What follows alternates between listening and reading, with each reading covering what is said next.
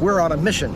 We have to get to the United Way kickoff on time. We have to thank our volunteers who've changed thousands of lives to help make the Quad Cities a better place. Are you up for the task? Yes. But we're late. I can't believe we're going to be late. How are we going to get to the River Center on time?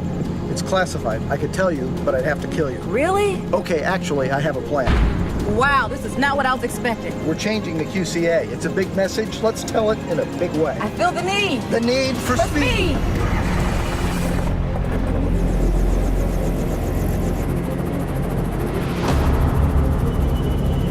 We're helping children throughout their whole school career. That's from kindergarten through high school graduation. Look, maybe they'll attend a college or university like Blackhawk. We won't stop until all Quad Cityans have the services to live healthy, productive lives. That's funny you mention it. There's Unity Point Trinity Hospital down there.